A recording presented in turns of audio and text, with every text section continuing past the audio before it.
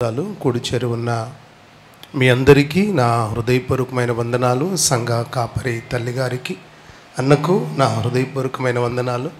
ప్రభు ఆత్మ కలిగించు ఐక్యత ద్వారా మీ పరిచర్యలో కూడా రీతిగా దేవునిని స్తుతించడానికి, దేవునిని ఘనపరచడానికి, దేవుని వాక్యాన్ని ధ్యానించడానికి ప్రభు నాకు ఇచ్చిన ఈ గొప్ప తరుణాన్ని బట్టి దేవునికి మొదట కృతజ్ఞతాస్తుతులు చెల్లిస్తున్నాను. సమస్తమైన మహిమ, ఘనత, ప్రభావాలు మనం ఆరాధించుచున్న దేవాది దేవునికి చెల్లినట్లు అందరూ చేతులెత్తి ఒకసారి హల్లెలూయా చెప్దామా?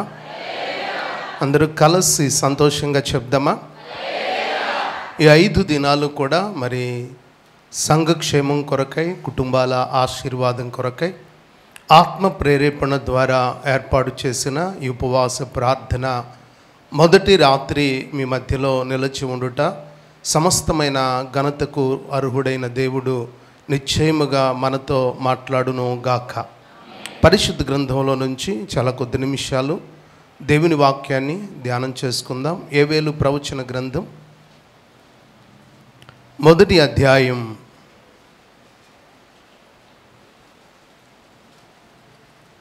14వ వాక్య భాగం, 2వ అధ్యాయం 16వ వాక్య భాగం. ఈ 2 వాక్య భాగాలు ఒకసారి మనం చదువుకుందాం. ఉపవాస దినాన్ని ప్రతిష్ఠించండి, వ్రత దినమును ఏర్పరచుడి, యెహోవాని బ్రతిమలాడుకొనుటకై పెద్దలను, దేశములో ఉన్న జనులందరినీ మీ దేవుడైన యెహోవా మందిరములోకి సమకూర్చండి. 2వ అధ్యాయం 16వ వాక్యం కూడా చదువుతున్నారు, గమనించాలి. జనులను సమకూర్చండి, సమాజ కూటములు ప్రతిష్ఠించండి, పెద్దలను పిలవనంపించుడి, చిన్నవారిని స్తన్యపానము చేయు బిడ్డలను తోడుకొని రండి. ప్రియాత్మీయులారా, యోవేలు ప్రవచన దినాలలో జరుగుతున్న ప్రతి పరిస్థితులను దేవుడు గమనించి ప్రవక్త ద్వారా ఓ పిలుపునిస్తున్నాడు. సర్వ సమాజానికి ఒక మాట చెప్పండి, ఉపవాస దినాన్ని ప్రతిష్ఠించుకోమని. దేవునికి స్తోత్రం. ఏమని? మీ సమాధానం కావాలి. ఏదో ఒకళ్ళు ఇద్దరు కాదు, సర్వ సమాజానాన్ని పిలిచి పిల్లలను, పెద్దలను, స్తన్యపానములు ఇచ్చే పసి పిల్లలను కూడా ఉపవాస దినం ఏర్పరిచి దేవుని మందిరములోకి సమకూర్చండి. దేవునికి స్తోత్రం. చేతులెత్తి చెప్దాం. సర్వసాధారణంగా ఉపవాస ప్రార్థనలో కొన్నిసార్లు మనం చూసుంటాం. మోషే ఒంటరిగా 40 దినాలు ఉపవాస ప్రార్థన చేశాడని, అలాగే కొర్నేలి కుటుంబముతో ఓ ప్రత్యేకమైన ప్రార్థన చేశాడని. కానీ ప్రవచన గ్రంథంలో ప్రవచనాత్మకంగా దైవజనుడైన యోవేలు ద్వారా ప్రభు చెప్తున్నాడు. 14వ వాక్యం చివరిలో, మీ దేవుడైన యెహోవా మందిరములోకి ఉపవాస ప్రార్థన చేయడానికి. దేనికి? చెప్పాలి. ఏదో ఆడంబరాలు చేయడానికి కాదు. దేవుని ప్రజలకి, ప్రజలారా, ప్రస్తుతం జరుగుతున్న పరిస్థితులలో మనమంతా కూడా కలిసి ఉపవసించి దేవుని సన్నిధిలో ప్రార్థన చేద్దామని సర్వ సమాజం కూడా ప్రవక్త చెప్పిన మాట విని ఒకరిని ఒకరు పురికొల్పుకుంటూ, నా మాట గమనించాలి, ఒకరిని ఒకరు పురికొల్పుకుంటూ మనము దేవుని మందిరంకి వెళదాం, కుటుంబాలుగా వెళ్ళి దేవుని మందిరములో ఉపవసించి జరుగుతున్న ప్రతి పరిస్థితుల నిమిత్తమై మన దేవుడైన యెహోవాకి మనము ఉపవసించి ప్రార్థన చేద్దాం. దేవునికి స్తోత్రం. ప్రజలను పురికొల్పుకుంటా కలుపుకొని ఉపవాస ప్రార్థనకి దేవుని మందిరములోకి సమాజాన్ని సమకూర్చారు. మనం 2 వాక్యాలు చదువుకున్నాం. చిన్నలను పెద్దలను స్తన్యపానములిచ్చు పసిపిల్లలను కూడా దేవుని మందిరానికి సమకూర్చుకొని వచ్చారు. ప్రియాత్మీయులారా, యేవేలు ప్రవచన గ్రంథములో కొన్ని మాటలు నేను నాకు ఇచ్చిన సమయాన్ని సద్వినియోగం పరుచుకుంటూ మనకు అర్థమయ్యే శైలిలో పరిశుద్ధాత్ముడు ఈ రోజున మనందరితో మాట్లాడునుగాక. ఎందుకు ఉపవాస దినాన్ని ప్రతిష్ఠించమన్నాడు? ఉపవాస దినమును ప్రతిష్ఠించి ప్రజలను దేవుని మందిరములోకి, ఎక్కడికి?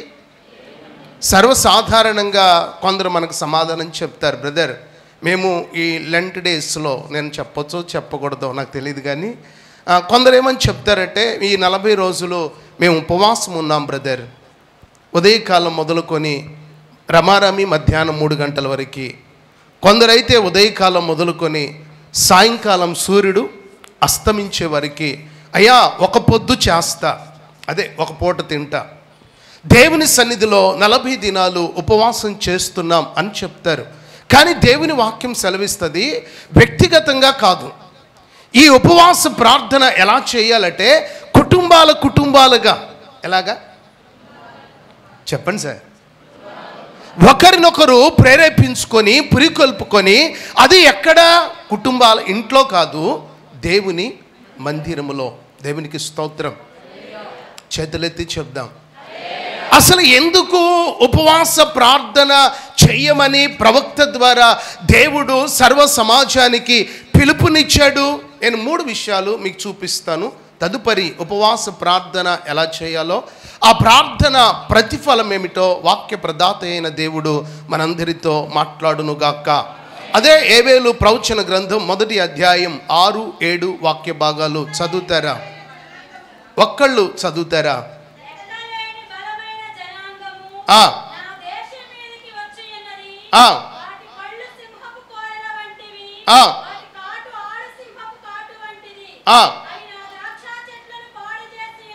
ద్రాక్ష చెట్టులను పాడు చేస్తా ఉన్నాయి, నా అంజూరపు చెట్లను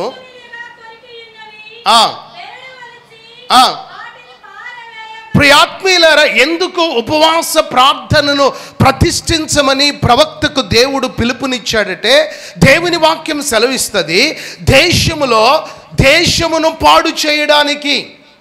దేనికి? 6వ వాక్యం మళ్ళా చదువుతారా సిస్టర్? ఎవరట?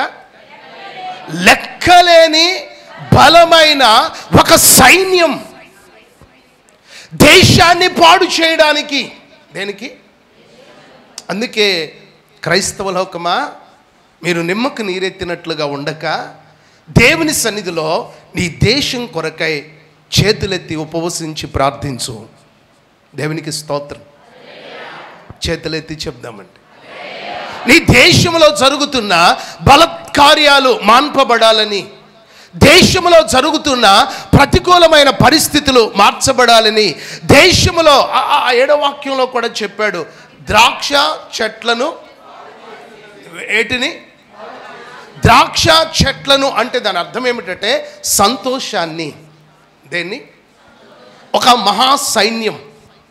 అయితే సాతాను సమూహం ఏం చేస్తుందంటే, దేశములో సమాధానం లేకుండా, దేశములో సంతోషము లేకుండా, దేశములో ఐక్యత లేకుండా, దేశములో ఒకరినొకరు సన్మానించుకునే అనుభవం లేకుండా భేదాభిప్రాయాలు పెట్టి దేశాన్ని పాడు చేస్తున్నాయి. సాతాను సమూహాలు దేశం మీద సంచరిస్తూ ఉన్నాయి. ఏ సమూహాలు? చెప్పండి సార్. అందుకనే ప్రవక్త ఏమని చెప్తున్నాడంటే, సంఘమా, ఇది వ్యక్తిగతంగా ఉపవసించే సమయం కాదు. సంఘమా, ఇది కుటుంబంలో చేసుకునే ఉపవాస ప్రార్థన కాదు. ఇప్పుడు మనం ఒక పని చేద్దాం. మన దేశం కొరకై, మన దేశంలో బలత్కారము మాన్పివేయబడేటట్లుగా, మన దేశంలో సమాధానమును సంతోషమును స్థిరపరచబడేటట్లుగా, దేశంలో దేవుని కార్యాలు చవిచూచేటట్లుగా కుటుంబాలుగా కలిసి మందిరానికి వెళ్ళి ప్రార్థన చేద్దాం. ఎక్కడ? ఎందుకంటే దేశాన్ని పాడు చేసి అపవాదులు సంచరిస్తూ ఉన్నారు. దేన్ని పాడు చేసే? ఆ దేశంలో మనం కూడా ఉన్నాం. దేశం పాడైపోతే మనం అంటాను, దేశంలో సంతోషం లేకుండా పోతే దానిలో మనం కూడా. ప్రియాత్మీయులారా, అందుకనే ప్రవక్త ద్వారా ప్రభు పిలుపునిస్తున్నాడు. ప్రవక్త సర్వ సమాజానికి బాకానాదం ఊదు. ఏం ఊదమన్నాడు? చెప్పండి. సర్వ సమాజానికి ప్రకటన చేయి. దేవుని ప్రజలందరికీ పిలుపునివ్వు. ఇదిగో, పిల్లలు మొదలుకొని వృద్ధుల వరకు, స్త్రీలను మొదలుకొని స్తన్యపానములు ఇచ్చే తల్లుల వరకు సర్వ సమాజమా దేవుని మందిరములోకి కలిసి వద్దాం రండి. ఎందుకు? పాడైపోతున్న దేశము బాగు చేయబడాలని. దేనికోసం? నొలదరి చెప్పండి. దేశంలో సంతోషం కరువైపోతూ ఉండగా ఆ సంతోషం దేవుడు తిరిగి ఇచ్చేటట్లుగా ప్రజలకు పిలుపునిస్తే, వాక్యాన్ని మీరు చదివి చూడండి. కుటుంబాలుగా. దేవునికి స్తోత్రం. చేతులెత్తి చెప్దాం, అయ్యా మాకు బిజీగా ఉంది, కొంచెం మీరు రాలేము, మాకు కష్టంగా ఉంది. ఒక్కరోజైతే రాగలం, కానీ దేవుడు కార్యాలు చేసేంతవరకు ఎదురు చూడాలంటే కష్టం అని అనుకోలేదండి. ప్రవక్త మాట విని దేవుని మాటగా భావించి కుటుంబాలుగా దేవుని మందిరములో ఉపవసించి ప్రార్థించడానికి వచ్చారు. ఆ రీతిగా ఈ పరిచర్యలో కూడా వచ్చిన మీ కుటుంబాలను నా దేవుడు దీవించునుగాక. నా దేవుడు మీ ప్రార్థన ఆలకించునుగాక. ఏ దేశం క్షేమం కొరకు మీరు ప్రార్థిస్తారో ఆ దేశములో దేవుడు మీకు క్షేమమును విస్తరింపచేయునుగాక. ఏ దేశములో సమాధానము కొరకై మీరు ప్రార్థిస్తారో ఆ దేశములో ఉన్న ప్రజలైన మీకు నా దేవుడు సమాధానం ఇచ్చునుగాక. ఏ దేశము సర్వ సమృద్ధిగా ఉండాలని చేతులెత్తుతారో ఆ సర్వ సమృద్ధిని యేసు నామములో మనమును అనుభవించుదుముగాక. అందుకే ప్రవక్త చెప్తున్నాడు, దేశములో బలాత్కారము జరుగుతుంది, దేశములో ఇదిగో సాతాను సమూహాలు సంచారం చేస్తూ ఉన్నాయి, అవి దేశములో నుండి పారదోలబడేటట్లు. స్తోత్రం. చేతులెత్తి చెప్దాం. రెండో విషయాన్ని కూడా నేను మీతో టూకీగా నేను మీకు అర్థమయ్యేలాగా చూపిస్తానంతే. అదే యోవేలు ప్రవచన గ్రంథం 1వ అధ్యాయం 10వ వాక్యం. 1 నేను మీతో చెప్పాను, ఎందుకు ఉపవాస దినాన్ని ప్రతిష్ఠించమన్నాడు, ప్రజలను ఎందుకు దేవుని మందిరములోకి సమకూర్చమన్నాడు అంటే దేవుని వాక్యం సెలవిస్తుంది. 1 కొంచెం జ్ఞాపకం చేసుకోండి, పాడైపోతున్న దేశం లేదు, పాడు చేస్తున్న అపవాది శక్తులు పారదోలబడి దేశం సమాధానముగా ఉండునట్లు. స్తోత్రం. దేశం సంతోషముగా ఉండునట్లు దేశ క్షేమం కొరకై ప్రార్థించమని. రెండో విషయాన్ని నేను మీకు జ్ఞాపకం చేస్తున్నాను. 10వ వాక్యాన్ని మీరు గమనించి చూడండి. పొలము పాడైపోయింది. మీరు ఇంకా వాక్యాన్ని తర్వాత మీరు చదువుకోండి. దేవుని మందిరములో ఇక సంతోష ఉత్సవములు నిలిచిపోయాయి. దేవుని మందిరానికి రావలసిన అర్పణలు ఆగిపోతున్నాయి. నేనంటాను ప్రియాత్మీయులారా, 2 ఎందుకు ఉపవాస ప్రార్థన చేయమన్నాడంటే పాడైపోతున్న పొలము. అందరు చెప్పండి. వర్షము లేక పాడైపోతుందా? సర్వసాధారణంగా మన కళ్ళకు కనబడే పొలాలు నీరు లేకపోతే పాడైపోతాయి. పొలము అంటే దాని అర్థం ఏమిటంటే సంఘం. అందరు చెప్పండి, నోళ్ళదరి చెప్పండి. సంఘం ఎలా ఉంది అని ప్రవక్త చెప్తున్నాడు? చెప్పండి సార్. ఎందుకని? దేశములో వర్షము లేదు, దేశములో జీవవాక్యమునకు చోటు లేదు, సంఘాలలో దేవుని వాక్యానికి ప్రాధాన్యత లేదు. అందుకనే దేవుని వాక్యం సెలవిస్తుంది, పాడైపోతున్న సంఘాల క్షేమం కొరకై ప్రార్థించడానికి. దేనికోసం? అందరు చెప్పండి. నాదైన శైలిలో మీకు అర్థమయ్యేలాగా చెప్పనా? నేను ఒక సేవకుణ్ణి, తల్లి ఒక సేవకురాలు. దేవుడు ఒకే రక్తము చేత మా ఇద్దరిని కడిగాడు. అవునా కదా? సమాధానం చెప్పండి. ఒకే రక్తము చేత కడిగి ఒకే శరీరం అనే సంఘములో అవయములుగా దేవుడు ఏర్పరుచుకొని ఆయన పిలుపు మేరకు ఆయన పని నిమిత్తమై దేవుడు వాడుకుంటున్నాడు. దేవునికి మహిమ కలుగును గాక. ఈ రోజున సంఘాలు ఎలా ఉన్నాయో నేను మీకు వేరుగా చెప్పక్కర్లేదు. ఈ కాపరంటే ఆ కాపరికి గిట్టదు. ఇది నిజమా అబద్ధమా తల్లి? చెప్పరండి సార్. ఈ సేవకుడు ఒక 10 నిమిషాలు దేవుని మాటలు అర్థమయ్యేలాగా చెప్తే ఆ సేవకుడికి గిట్టదు. ఈ సంఘములో ఉన్న దేవుని పిల్లలు వేరొక సంఘములో, ఇక్కడ ఆహారం లేదు, ఇక్కడ జీవవాక్యం లేదు, జీవవాక్యం ఉన్న దేవుని సంఘములోకి నేను వెళ్ళి దేవుని ఆహారాన్ని భుజించి జీవ జలపు నీటి ఓటలను స్వీకరించి నా బ్రతుకుని సరిచేసుకోవాలని వేరొక సంఘానికి వెళ్ళాడనుకో, మొదట ఏం చేస్తారంటే, బ్రదర్ మీ విశ్వాసి మా మందిరానికి వచ్చాడు, చెప్పండి ఏమని మీ మందిరానికి తిరిగి వెళ్ళండి. ఆయన ఎందుకు వచ్చాడు మీకు అర్థమైందా? వాక్యం కోసం, ఆత్మ కలిగించే ఐక్యత కోసం, ప్రార్థన బలం చేసే సంఘం కోసం వచ్చాడు. నేనంటాను ఈ రోజున సంఘాలు ఎలా ఉన్నాయంటే, సంఘ కాపరులు సంఘాలను పాడు చేస్తున్నారు. ఏం చేస్తున్నారు చెప్పండి సార్? అంటే సంఘాలలో రాజకీయాలు నేర్పించి, అదే యాజకీయములో ఉన్న రాజకీయం. దేంట్లోది? దీనికి మించిన రాజకీయం ఎక్కడా లేదు. అందుకే ప్రవక్త ద్వారా ప్రభు పిలుపునిస్తున్నాడు, సంఘములు ఈ కడవరి దినాలలో ఐక్యపరచబడాలి. పాడైపోతున్న సంఘములు తిరిగి మరలా కట్టబడాలి. చేతులెత్తి ఆమెను చెప్పండి. చేతులెత్తి ఆమెను చెప్పండి. వాళ్ళ మనస్సులను పాడు చేస్తున్న ఆత్మలు యేసు నామములో తొలగిపోవునుగాక. అందుకే సంఘమా మీరేం చేస్తారంటే, అందరూ కుటుంబాలుగా కలిసి దేవుని మందిరములో పాడైపోతున్న, అందుకే పౌలు కూడా చెప్పాడు కదా, సంఘములు అన్నిటిని గురించిన చింత. దేని గురించి చెప్పండి సార్? సంఘములు అన్నిటిని గురించిన చింత నాకు కలదు. ఏంటయ్యా పౌలు నీకున్న చింత ఏమిటి అంటే, వాక్యాన్ని కొంచెం మీరు చదివి చూడండి. పౌలు పత్రికల్లో మీకు కనబడుతుంది. ఒకడు నేను అపోలో వాడనని, ఒకడు నేను పౌలు వాడనని, ఒకడు నేను చెప్పండి పేతురు వాడనని, ఒకడు నేను యూదుడనని భేదాలు పెట్టుకొని మాట్లాడుతున్నారు. అందుకనే పౌలు ఏమని చెప్పాడంటే, పేతురు మీ కొరకు రక్తం చిందించాడా? అపోస్తులు మీ కొరకు ప్రాణం పెట్టాడా? పౌలు మీ కొరకై ఏం చేశాడు అని మీరు భేదాభిప్రాయాలతో సంఘాన్ని పాడు చేస్తున్నారు.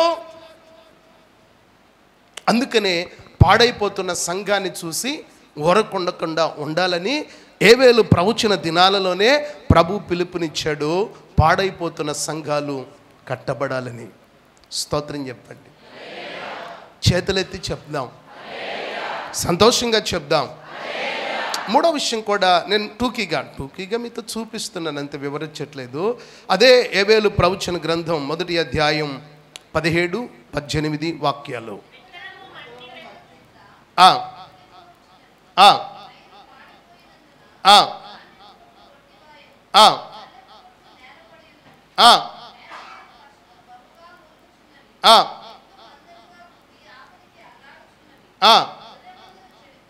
ఏంటి నాకు తెలియని విషయం, గొర్రెలు చెడిపోవటం ఏంటి మీకు అర్థమైందా? గొర్రెలు అంటే ఎవరు చెప్పండి సార్? ఎలా ఉన్నాయట? విత్తనం వేసేవాడు విత్తనం వేస్తున్నాడు, వేసే కాపరి తప్పేమీ లేదు. కానీ ఆ విత్తనం ఎలా ఉందంటే కుళ్ళిపోతూ ఉంది. అంటే వాక్యము విశ్వాసులలో క్రియాపూర్వకంగా కనబడట్లేదు. ఏం కనబడట్లా? ఏంటిది అది? వాక్యము విత్తేవాడు విత్తుతున్నాడు, కానీ ప్రజలలో వాక్యం ఎలా పనిచేస్తుందంటే, యేసుప్రభు కూడా ఉపమానం చెప్పాడు. కొన్ని విత్తనాలు త్రోవ ప్రక్కన పడ్డాయి, కొన్ని విత్తనాలు ముళ్ళ కంపలో పడ్డాయి, కొన్ని విత్తనాలు మన్ను లేని రాతి నేలన పడ్డాయి. నేనంటాను, ఈ విత్తనాలు ఫలించేటట్లుగా, చెడిపోతున్న గొర్రె మందలు మరలా బాగు చేయబడేటట్లుగా. స్తోత్రం. చేతులెత్తి చెప్పండి. మేకలు చెడిపోయి అంటే అర్థం ఉంటుంది, ఎందుకంటే మాది పల్లెటూరు, నాకు తెలుసు అండి. మేకలు ఎటుబడితే అటు ప్రయాణం చేస్తాయి. ఎక్కడ మేత దొరికితే అక్కడ కాపరిని లెక్క చేయవు, ఆగిపోతూ ఉంటాయి, వాటి పని అటు చేసుకుంటూ ఉంటాయి, ఎక్కడ తిరగాలో అక్కడ తిరుగుతూ ఉంటాయి, తప్పిపోతూ ఉంటాయి. కానీ గొర్రె మందలు ఐక్యముగా ఉండి నడవవలసిన గొర్రెలు ఇప్పుడు ఎలా ఉన్నాయట చెప్పండి సార్? చెడిపోతూ ఉన్నాయి. అందుకనే యోవేలు ప్రవచన గ్రంథకర్త ద్వారా ప్రభు సర్వ సమాజానికి ఒక పిలుపునిస్తున్నాడు. సమాజమా, నా మాట విని పెద్దలు, చిన్నలు, స్త్రీలు, స్తన్యపానమిచ్చే తల్లులు అందరూ కూడా ఒక పని చేద్దాం. దేవుని మందిరములో ఉపవసించి మనం ప్రార్థన చేద్దాం, స్తోత్రం చెప్దాం. వేటి కోసం? నేను 3 విషయాలు చూపించాను. ఒకటి దేశములో జరుగుతున్న బలాత్కారం మానివేయబడాలి. 2 పాడైపోతున్న పొలములు బాగు చేయబడాలి. 3 గొర్రె చెడిపోతున్న గొర్రె మందలలో మరల ఐక్యతను దేవుడు నింపి కాపరి స్వరాన్ని గుర్తెరిగి కాపరిని వెంబడించే గొర్రెలుగా మార్చబడేటట్లుగా దేవుడు చెయ్యాలని సర్వ సమాజానికి పిలుపునిస్తే సమాజం అంతా కూడా నడుము కట్టుకొని ఆ రోజుల్లో ఎక్కడో ఊరి చివరిలో చిన్న డేరాల మధ్యలో దేవుని మందిరం ఉంటే ఆ మందిరానికి కుటుంబాలుగా వచ్చేవాళ్ళు. స్తోత్రం చెప్పండి. ఎలా వచ్చేవాళ్ళు? ఏం చేయడానికి? అదే ఏ ప్రార్థన? ఎందుకోసం చెప్పండి సార్? వ్యక్తిగత సమస్య కోసం కాదు, తన కుటుంబంలో ఉన్న ఇబ్బందులను బట్టి కాదు, పరిస్థితులు కాస్త భిన్నాభిప్రాయంగా కనబడితే కుటుంబాలుగా వచ్చి దేవుని మందిరములో చేతులెత్తి ప్రార్థన చేసుకుంటూ ఉన్నారు. దేవునికి స్తోత్రం. వాళ్ళు ఎలా ప్రార్థన చేస్తున్నారో కూడా కొన్ని మాటలు నేను మీకు చూపిస్తాను అంతే. 2వ అధ్యాయం 12వ వాక్యం.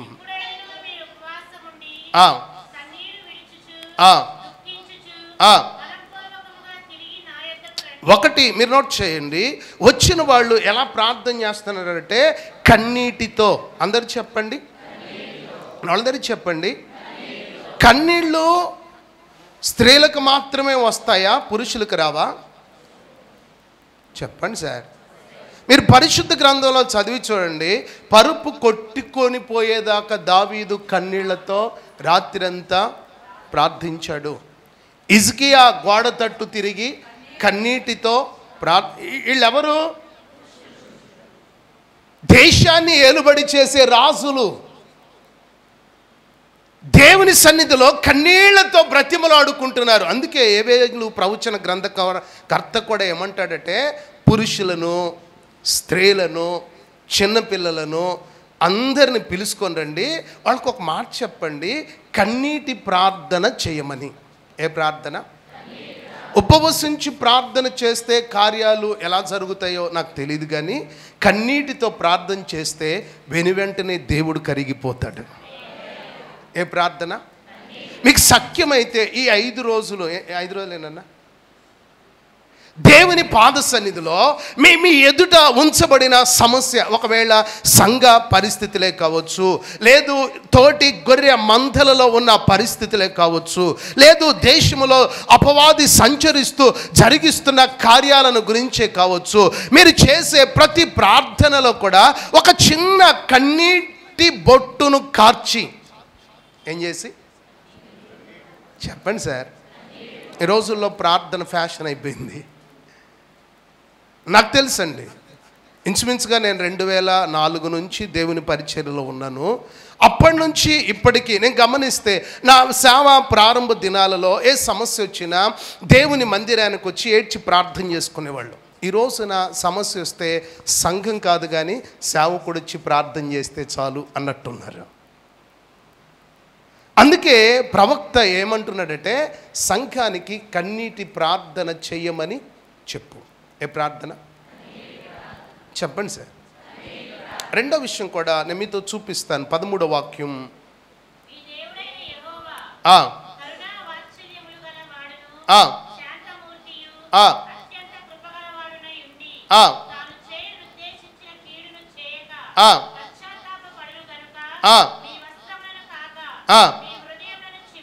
మీ హృదయములను చింపుకొని ఏం చేయమంటున్నాడు?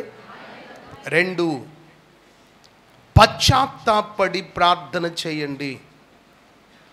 మీరు ప్రవచన గ్రంథాల్లో ఎజ్రాని కానీ నెహెమ్యాని కానీ మీరు గమనించి చూడండి.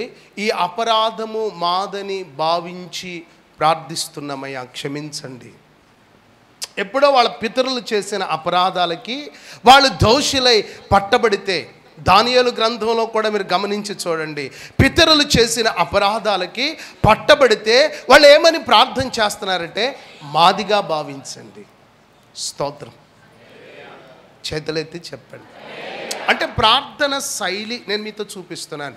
1, కన్నీటితో ప్రార్థన చేయాలి. యాకోబు ఎబ్బేకు రేవు దగ్గర ఎలా ప్రార్థన చేశాడు?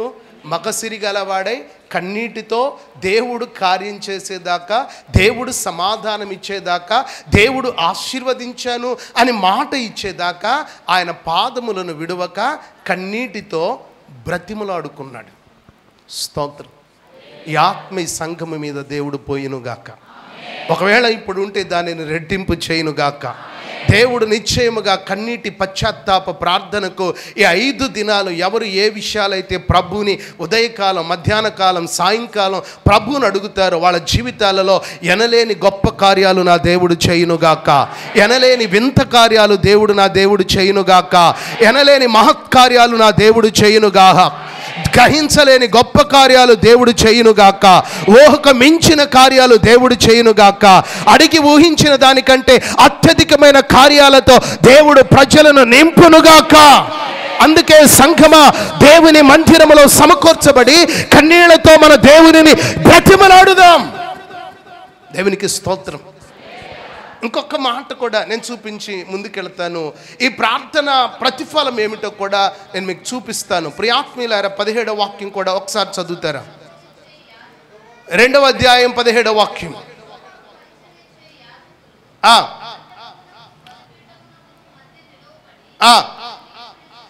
ఎవరెవరు? మీకు అర్థమైందా? ఒక్క యాజకులే కాదు, దేవుని మందిరములో ఉన్న ప్రతి బిడ్డ కూడా ఏం చేయాలంటే కన్నీళ్లతో. ఓకే, చదువు సిస్టర్. యెహోవా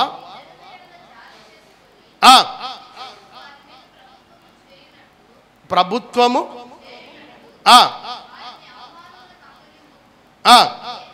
లేని ఎడల అన్యజనులు. స్తోత్రం చెప్పండి. నేను అంటాను, ప్రవక్త ఎంత బాగా చెప్పాడో చూసారా? ప్రజలారా, యాజకులారా, దేవుని మందిరములో కూర్చబడిన నా దేవుని ప్రజలారా, కన్నీళ్లతో దేవుని తట్టు తిరిగి పశ్చాత్తాపడి మీ వస్త్రములు కాక హృదయమును చింపుకొని దేవునిని బ్రతిమలాడండి. ఎందుకయ్యా? ఎందుకు? 17వ వాక్యంలో ఎంత చక్కగా రాయబడి ఉందయ్యా, వీళ్లను అన్యజనులకు అవమానాస్పదముగా అప్పగించొద్దు. ఇప్పటికే జరుగుతున్న పరిస్థితులను చూసి అన్యజనులు ఎగతాళి చేస్తున్నారు. మీ దేవుడు ఏమయ్యాడురా? మీకు అర్థమైందా? మీ దేవుడు సజీవుడని చెప్తున్నారు కదా, మీ దేవుడు ప్రార్థన ఆలకించేవాడని చెప్తున్నారు కదా, మీ దేవుడు రోషం కలిగిన దేవుడు అని చెప్తున్నారు కదా, మీ దేవుడు సైన్యమునకు అధిపతియగు దేవుడని చెప్తున్నారు కదా, మీ దేవుడు సర్వ సృష్టికి ఆధారభూతుడని చెప్తున్నారు కదా. ఇంతకీ మీ దేవుడు మీ ప్రార్థన ఆలకించకుండా ఈ పరిస్థితులలో మిమ్మల్ని నడిపిస్తూ ఉంటే అసలు మీ దేవుడు ఏమయ్యాడు? అన్యజనులు ఏం చేస్తున్నారు? నోళ్ళు తెరిచి చెప్పండి. ఒక చిన్న ఉద్యోగం అడిగితేనే, ఒరే ప్రార్థనకి వెళ్ళావు, దేవుడు నీకు ఉద్యోగం ఇవ్వలేదా? దేవుని మందిరానికి వెళ్ళావు, ప్రార్థన చేసావు, మీ పాస్ కాలేదా? ప్రార్థనకి వెళ్ళావు, మీ కుటుంబంలో దేవుడు సమృద్ధిని ఇవ్వలేదా అని అన్యజనులు ఎలా మాట్లాడుతున్నారట? నోళ్ళు తెరిచి చెప్పండి సార్. అందుకనే యాజకులకి, వచ్చిన ప్రజలందరికీ ప్రభు చెప్తున్న మాట ఒక్కటే, ఈ 5 రోజులు ఒక్క కన్నీటి ప్రార్థన చేసి చూడండి. ఏ ప్రార్థన? చెప్పండి సార్. మళ్ళా చెప్తున్నాను కదా, ప్రార్థనకు దేవుని సింహాసనం కదిలించబడకపోవచ్చు, కానీ కన్నీటి ప్రార్థనకు సింహాసనం కదులుతుంది. స్తోత్రం చెప్దామా? చేతులెత్తి చెప్దామా? నువ్వు కన్నీళ్లు కారిస్తే నీ పరలోకపు తండ్రి కరిగిపోయి నిశ్చయముగా ఈ సంఘ సహవాసములో ఈ 5 దినాలు చేస్తున్న ఈ ప్రార్థన దేవుడు విని కార్యాలు ఆరంభించునుగాక. నా దేవుడు కరుణించునుగాక. నా దేవుడు జాలి చూపునుగాక. జరుగుతున్న ప్రతి పరిస్థితిలో నుండి నా దేవుడు సమస్తమును మనకు అనుకూలముగా మార్చునుగాక. అందుకే మనం చేయవలసిన బాధ్యత మనం గుర్తెరిగి, మనం ఏం చేయమన్నాడు? ఒకవేళ ఈరోజు రాని వాళ్ళకి మీ వంతు రేపు పురికొల్పండి. అంటే అర్థం తెలుసా? ప్రోత్సహించండి. అమ్మా మందిరానికి రండి, ఇంకా మనకు 4 రోజులు ఉన్నాయి. ఉదయకాలం, మధ్యాహ్నం, సాయంకాలం మనం అందరం కలిసి దేవునిని బ్రతిమలాడుకుందాం, కన్నీళ్లు కారుద్దాం. మన జీవితాలలో అసాధ్యమైన కార్యాలు ఆయన సాధ్యం చేయబోతున్నాడు. ఈ 5 దినాల ఉపవాస ప్రార్థన ప్రతిఫలం ఈ సంఘం యేసు నామములో అనుభవించుదురుగాక. నిశ్చయముగా ఈ సంఘ సహవాసములో అడుగుపెట్టి ప్రార్థించుకున్న ప్రతి బిడ్డ కన్నీటి ప్రార్థనకు నా దేవుడు ప్రతిఫలమిచ్చునుగాక. వాళ్ళ పశ్చాత్తాప హృదయము చూసి దేవుడు కనికరించి కార్యాలు ఆరంభించునుగాక.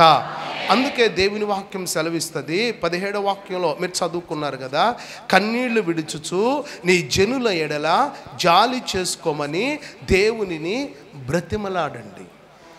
ఏం చేయమంటున్నాడు చెప్పండి సార్?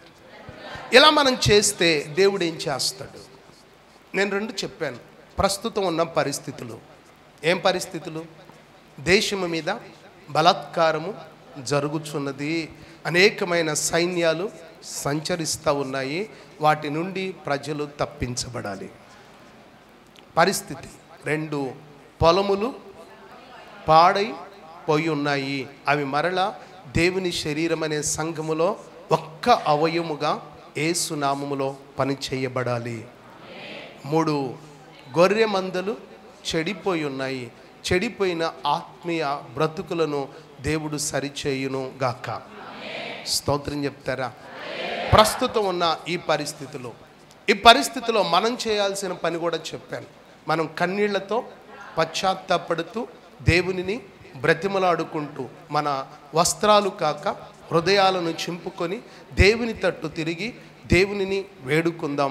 దేవుడు కార్యాలు నిశ్చయముగా మన కనుల ముందు మనము చూచుదుముగాక.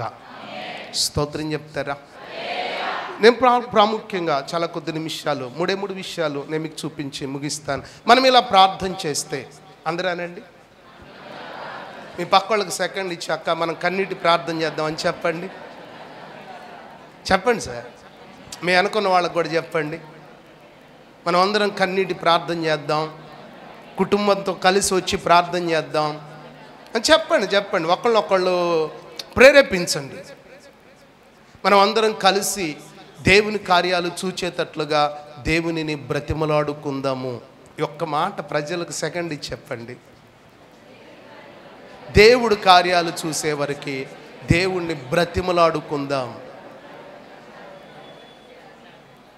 దేవునికి స్తోత్రం. ఈ ఐక్యత కడ వరకు దేవుడు స్థిరపరచునుగాక. ఇలాగే కాదు, మీరు ఇంటికి వెళ్ళిన తర్వాత కూడా నాలాంటి వాళ్ళు ఎవరైనా కనబడితే మందిరానికి వెళ్ళి అప్పుడప్పుడు వెళ్ళేవాళ్ళు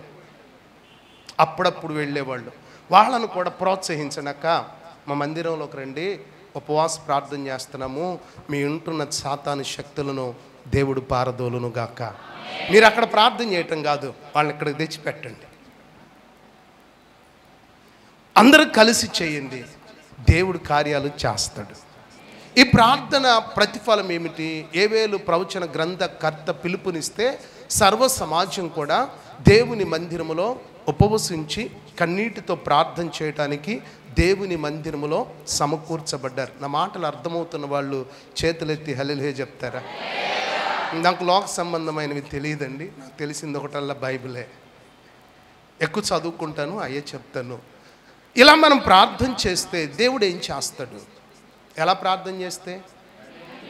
మొదటి నుండి రండి, కుటుంబంగా కలిసి మందిరంలోకి వచ్చి కన్నీటితో ఉపవసించి దేవునిని బ్రతిమలాడుకుంటా ప్రార్థన చేస్తే దేవుడు ఏం చేస్తాడు? ప్రభు ఈ సంఘానికి వచ్చే ముందు ప్రార్థన చేసుకుంటా ఉంటే ప్రభు నాకు ఇచ్చిన వర్తమానం ఇది. ఈ ఉపవాస ప్రార్థన వల్ల దేవుడు మీకు ఇచ్చే ప్రతిఫలం ఏమిటి? మూడు విషయాలు చాలా క్లుప్తంగా నేను మీకు చూపించి వివరించను కానీ చూపించి ముగిస్తాను. అదే యోవేలు ప్రవచన గ్రంథం 2వ అధ్యాయం 18, 19 వాక్యాలు. ఎప్పుడు చెప్పండి సార్? అప్పుడు అంటే ఇంట్లో కూర్చున్నప్పుడు కాదు, కుటుంబాలుగా మందిరానికి వచ్చినప్పుడు, వచ్చిన వాళ్ళు ఉపవాసం ఉన్నప్పుడు, ఉపవాసం ఉండి కన్నీళ్లతో దేవునిని బ్రతిమలాడుకున్నప్పుడు, దేవుని సన్నిధిలో పశ్చాత్తాపడినప్పుడు, దేవుని తట్టు తిరిగి హృదయాలను చింపుకొని దేవునిని బ్రతిమలాడుకున్నప్పుడు దేవుడు ఏం చేస్తాడంటే ఎంత బాగా రాసొచ్చాడో అప్పుడు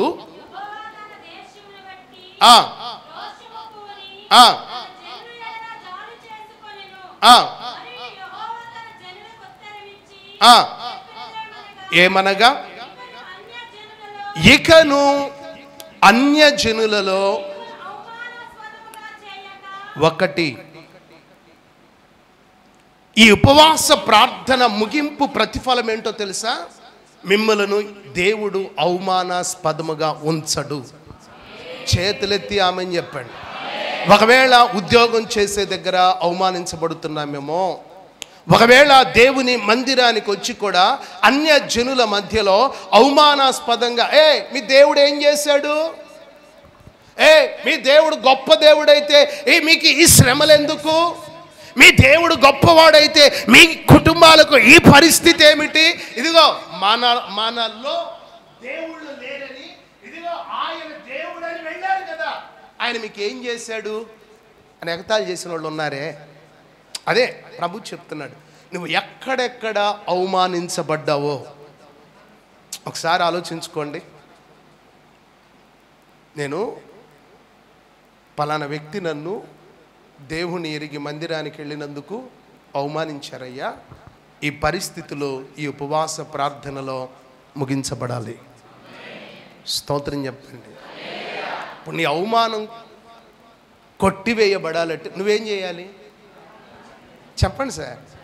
సాధారణంగా మనం చేసే పని ఏంటంటే, పాస్టర్ గారండి నన్ను నా తోడుకోళ్ళు అవమానించిందండి, పాస్టర్ గారండి నా తోటి ఉద్యోగస్తులు నన్ను అవమానించారండి, పాస్టర్ గారండి నన్ను పలానా వాళ్ళు అవమానాస్పదంగా భక్తి చేస్తూ ఉన్నా, ఇదిగో పెద్ద బైబిల్ సంఖ్యలో పెట్టేసుకొని పెద్ద చేతులెత్తి ప్రార్థన చేసి ఉదయం సాయంకాలం మధ్యాహ్నం మందిరం అని వెళ్తున్నావు కదా, అసలు నీ దేవుడు ఏం చేశాడు అంటున్నారండి అని చాలామంది వాపోతారు. ఈ రాత్రి ప్రభు చెప్తున్నాడు, నీ అవమానం కొట్టివేయబడే ఉపవాస ప్రార్థనలు ఇవి. స్తోత్రం చెప్పండి. సాధారణంగా లోకం ఏం చేస్తుందంటే దేవుని బిడ్డలను ఎప్పుడెప్పుడు అవమానించాలా అని చూస్తుంది. మా మందిరానికి ఒక యవనస్తుడు వచ్చాడండి. 2 ఏళ్ల నుంచి ప్రార్థన చేయమని అడుగుతున్నాడు. పాస్టర్ గారండి చివరి అవకాశం, బ్యాంక్ ఎగ్జామ్ రాసుకుంటున్నాను, ఇప్పటికీ అవమానాలు తట్టుకోలేకపోతున్నాను, నువ్వు మంచి బ్రిలియంట్వి టాలెంట్ పర్సన్వి అన్నీ ఉన్నాయి, నీకు ఉద్యోగం రాదా, అది ఇది అందరూ హేళన చేస్తూ ఉన్నారండి. నిజంగా మన దేవుడు, ఇప్పుడు నేను నమ్మి వచ్చిన ఈ దేవుడు గొప్ప దేవుడైతే నాకు ఉద్యోగం ఇవ్వాలి. ఇప్పుడు పరీక్ష ఎవరికి? మీకు అర్థమైందా? పరీక్ష ఎవరికి? ఒక సంవత్సరం ఎగ్జామ్ రాశాడు, దేవుని మహాకృప ఫెయిల్ అయ్యాడు. మందిరానికి ఏడ్చుకుంటూ వచ్చి మళ్ళా చెప్పాడు, బ్రదర్ ఇక నా లైఫ్ స్పాయిల్ అయిపోయింది, నేను ఎంత చదివినా నాకు ఉద్యోగం రావట్లేదు, ఇక ఈ బ్రతికెందుకు, చస్తే ఏటిని తట్టుకోలేక. అర్థం కాలేదా? నేను ఆకలితో చచ్చేవాళ్ళకంటే ఈ రోజుల్లో అవమానాలు తట్టుకోలేక సచ్చే జనం ఎక్కువ ఉన్నారు. అవునంటారా కాదంటారా?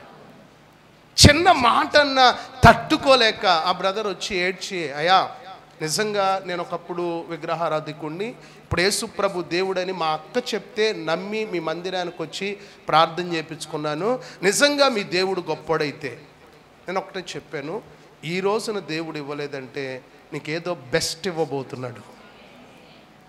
ఆ బ్రదర్ చిన్న కన్నీళ్లు కార్చి, బ్రదర్ ఈసారి కానీ రాకపోతే భూమి మీద నేను ఉండను. ఏం చెప్పాడు చెప్పండి సార్? నాకు చాలా బాధ వేసింది. అయ్యా యవనస్తుడు ఎంత తీర్మానం చేసుకున్నాడు. ఏమని? నాలంటోడైతే టేక్డీగా తీసుకొని ఇది కాకపోతే ఇంకొకటి, ఇంకొకటి కాకపోతే ఇంకోటి, నా బెస్ట్ ఆఫీషన్ ఉద్యోగం కంటే వ్యాపారం, ఇలా టేక్ ఈజీగా తీసుకుంటాను. కానీ ఆ బ్రదర్ సీరియస్గా తీసుకున్నాడు. దేవుడు ఇస్తే తప్ప లేకపోతే తెల్లారి నేను చచ్చిపోతాను అన్నాడు. మొన్న బ్యాంక్ ఎగ్జామ్ రిజల్ట్ వదిలిన రోజు స్తోత్రాలు చెప్పుకుంటా ఉపవాసం ఉండి కన్నీళ్లు కార్చుకుంటా రిజల్ట్ చూసేదాకా, నిజంగా అయ్యా నేను ప్రజలు దేవుడు అంటున్నారు, మా అక్క వాళ్ళు చెప్పారు మీ దేశంలో ఉన్న దేవుళ్ళు ఎవరు చేస్తారో లేదో నాకు తెలియదు కానీ మా యేసయ్య ఖచ్చితంగా చేస్తానన్నాడని వాళ్ళ అక్క చెప్తే కన్నీళ్లు కార్చుకుంటా యేసయ్యను స్తుతించుకుంటా వెళ్ళి రిజల్ట్ చూసుకున్నారు. ఆ బ్రదర్ మొన్న వచ్చేసి సాక్ష్యం చెప్పాడు, బ్రదర్ నాకు బ్యాంక్ మేనేజర్ జాబ్ వచ్చింది. నాకు చాలా సంతోషం వేసింది. ఆ బ్రదర్ చెప్పాడు, నన్ను నా స్నేహితులు అవమానించారు, నా తల్లిదండ్రులు అవమానించారు, నా రక్త సంబంధికులు అవమానించారు, నిజంగా ఈయనే దేవుడు అండి. స్తోత్రం. చేతులెత్తి చెప్పండి. అందుకే దేవుడు వాక్యం ఏమని చెప్తుందంటే, దేవుడు రోషం పూనుకొని ఎవరి నిమిత్తం? ఆయన సన్నిధిలో ఉపవసించి, ఆయన సన్నిధిలో కన్నీళ్లు కారుస్తా, ఆయన సన్నిధిలో ఆయనను బ్రతిమలాడుకుంటా, ఆయన సన్నిధిలో అయ్యా ఈ పరిస్థితులలో నా అవమానాన్ని కొట్టివేయండి అని దేవునిని వేడుకునే ప్రజల మీద దేవుడు రోషం పూనుకొని, దేవునికి స్తోత్రం. ఈరోజు రాసి పెట్టుకోండి, ఏ ఏ ప్రజలు మీరు ఏ పరిస్థితులలో మిమ్మల్ని అవమానించారో, ఏ ఏ పరిస్థితులను బట్టి నిన్ను నీ దేవుడిని అవమానించారో, నీ ప్రార్థన నీ పరిస్థితిని మార్చునుగాక. చేతులెత్తి ఆమెను చెప్పండి. అందుకే ప్రవచన గ్రంథకర్త ఎంత బాగా చెప్పాడో, ఇక మీదట నా జనులు అవమానాస్పదముగా చేయక. అందరూ చెప్పండి, గట్టిగా చెప్పండి. పాస్టర్ గారు చెప్పొచ్చా? మీ పక్కన విశ్వాసులకు సెకండ్ ఇచ్చి చెప్పండి, మీ అవమానం కొట్టివేయబడునుగా. చెప్పండి, వెనకోళ్ళకు కూడా చెప్పండి. నేను ఊరికనే చెప్పట్లేదండి. ఎదుటి వ్యక్తిని నువ్వు ప్రోత్సహిస్తే అతడు ఏ అవమానాలతో ఇక్కడికి వచ్చాడో తను విశ్వసించి అవమానాలు కొట్టివేయబడతాయి. మీకు తెలియందేం కాదు, ఏసేపుని పోతిఫర్ భార్య అవమానించింది. ఏం చేసింది? మీకు అర్థమైందో లేదో నాకు తెలియదు కానీ అదే అవమానించిన వ్యక్తికి ఇప్పుడు అన్నం పెట్టి దిక్కయ్యాడు. ఎవరో చెప్పరేంటండి? అంటే ఎల్లకాలం అవమానాలు ఉంటాయా? అన్ని జనులు అనుకోవచ్చు ఎల్లకాలం ఇదే పరిస్థితి, ఇదే స్థితిగతి, ఇలాగే ఉంటాడేమో అని అవమానిస్తారు. కానీ మన దేవుడు ఎవరో తెలుసా? తగిన సమయంలో పరిస్థితులు మార్చే దేవుడు. అందుకే యెహోషువ గ్రంథంలో ఒక మాట ఉంది, మేబీ యెహోషువ గ్రంథం 5వ అధ్యాయం 9వ వాక్యం.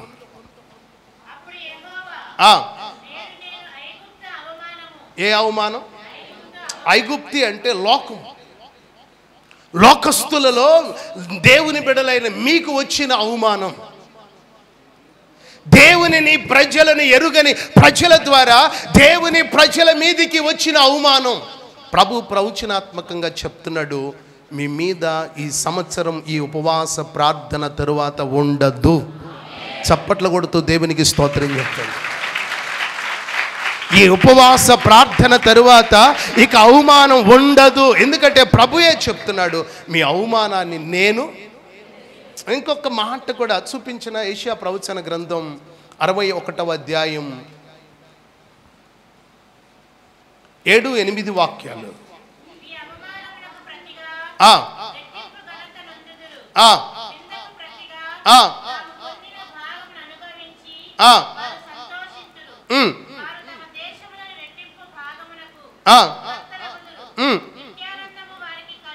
దేవునికి స్తోత్రం చెప్పండి.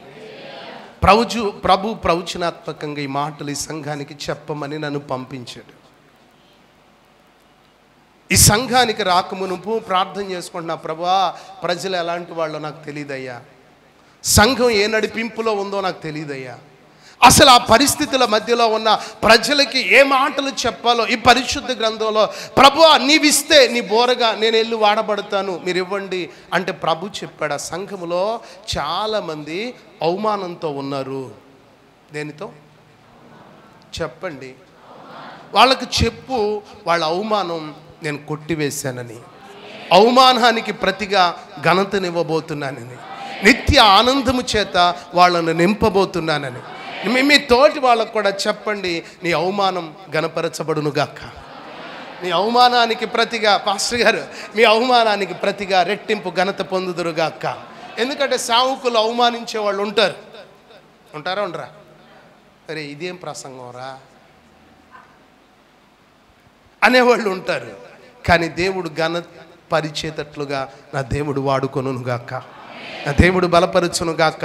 నిశ్చయముగా మీ సంఘములో ఈ ఉపవాస ప్రార్థన తరువాత కార్యాలు చూస్తారు. అది కూడా ఎవరో తెలుసా? అందరు కాదు, అవమానాల చేత వచ్చి దేవుని కన్నీళ్లతో బ్రతిమలాడుకున్న వాళ్ళు మాత్రమే. అయ్యా నేను మందిరానికి వెళ్ళానుగా, పాస్టర్ గారు చెప్పాడుగా, జరగలేదని నింద నా మీద వేయొద్దు. మేము అలా చెప్తున్నా, నువ్వు కన్నీళ్లు కార్చి దేవుడిని అడుగు, కార్యం దేవుడు ఆరంభిస్తాడు. దేవుడే చెప్తున్నాడు, అప్పుడు దేవుడు తన జనుల నిమిత్తమై రోషము తెచ్చుకొని ఏం తెచ్చుకున్నాడట? చెప్పండి రే, మీరు 3వ అధ్యాయం ఇంటికి వెళ్ళిన తర్వాత చదువుకోండి. నా ప్రజల్ని మీరు అవమానించడానికి ఎవర్రా? అసలు నా ప్రజలని అవమానిస్తారా మీరు? దేవునికి స్తోత్రం. అందుకనే మన యేసయ్య తన అవమానాన్ని నిర్లక్ష్యపరిచి సిలువను సహించి కల్వరి సిలువలో మండు టెండలో 3 మేకుల మధ్య వేలాడుతూ మరణించాడు. ఆ మరణించిన దేవుడు 3వ దినాన పునరుద్ధానుడై లేచి ప్రియాత్మీయులారా ప్రతి ప్రజలను కూడా ధైర్యపరుస్తూ మాట్లాడుతూ వచ్చాడు. దేవునికి స్తోత్రం. మన అవమానాన్ని ఆయన భరించి, గుడ్ ఫ్రైడేతో అయిపోతాయి అన్న. ఇప్పుడు మీ అవమానం ఎవరు భరించబోతున్నారు? అప్పుడు నువ్వు ఆయనకి ఏం చేయాలి? ఆయన దగ్గర నీ పని ఏంటో చెప్పండి సార్, కొంచెం గట్టిగా చెప్పండి. సిలువలో ఆ ఘోరకల్ అని ఆడవటం కాదు, అయితే తలంచుకొని సంవత్సరానికి ఒకసారి ఆడవటం కాదు. అయ్యా నిన్ను నమ్మిన నన్ను అన్యజనులు ఏం చేస్తున్నారు చెప్పండి. ప్రస్తుతం దేశంలో కూడా కొన్ని మనకు కనబడుతూ ఉన్నాయి. అరే మీ దేవుడు గొప్పోడైతే దీన్ని రుజువు చేయలేడా? నేనంటాను, మన దేవుడు మన అవమానాన్ని కొట్టివేసే దేవుడు. అవమానించిన ప్రజలకే మన ద్వారా సహాయం పొందేటట్లు చేసే దేవుడు. దేవునికి స్తోత్రం. అవమానించిన మీకు తెలుసు కదా, మర్దుకైని హామాని ఏం చేశాడు చెప్పండి సార్, మీకు తెలీదా? రే నా ఎదుట మోకరించలేదు, నా ఎదుట నన్ను గౌరవించట్లేదు, నన్ను సాగిలపడట్లేదు, నీ అంతు తేలుస్తా, నువ్వు కాదు నీ జనాంగం లేకుండా చేస్తాను అని మాట్లాడిన హామాను మర్దుకైన గుర్రం మీద పెట్టి ఊరేగిస్తా, రాజు కిరీటం పెట్టి, రాజు వస్త్రాలు వేసి, రాజు ధరించుకున్నవి ధరింపజేసి, ఇదిగో ప్రజలారా ఓ పని చేయండి, మర్దుకై దేవుడని చెప్పండి. స్తోత్రం చెప్పండి, చేతులెత్తి చెప్పండి.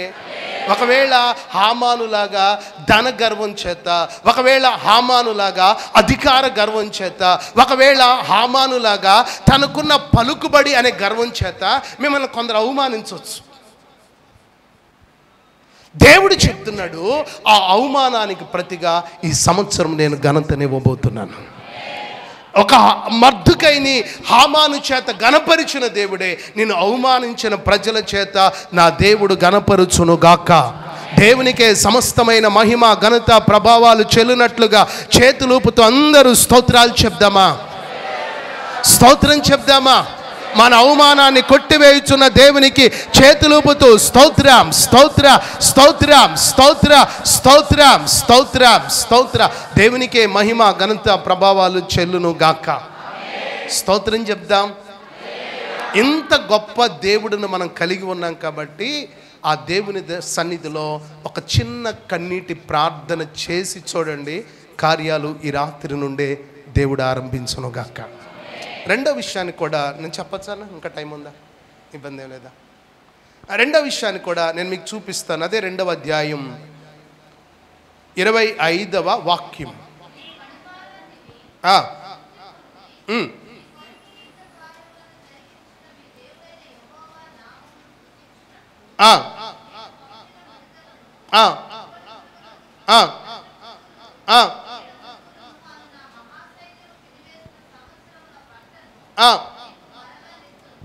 మీరు నోట్ చేయండి.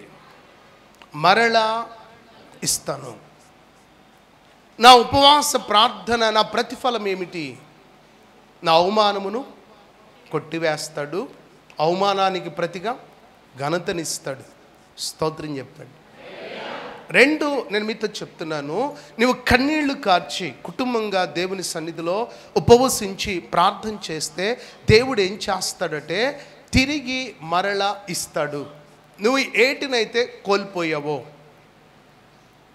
ఏమన్నా చెప్తున్నా, దేనినైతే కోల్పోయావో, ఏదైతే నీవు లేదని బాధపడుతున్నావో, దేవుడు కోల్పోయిన వాటిని తిరిగి మరలా ఇచ్చునుగాక. చేతులెత్తి ఆమెను చెప్పండి. ఆ ఇశ్రాయేలీల దేవుని ప్రజలు, ఏబేలు ప్రవచన దినాలలో ఉన్న ప్రజలు ఏమేం కోల్పోయారు? నేను 5 విషయాలు నేను మీకు చూపిస్తాను, వివరించలేని టైం లేదు, ఊరక చూపిస్తాను. అదే ఏబేలు ప్రవచన గ్రంథం 1వ అధ్యాయం 12వ వాక్యం. మళ్ళా చదువుతారా? ఏంటి? ద్రాక్షాలు చెడిపోయాయి, అంజూరపు చెట్లు వాడిపోయాయి,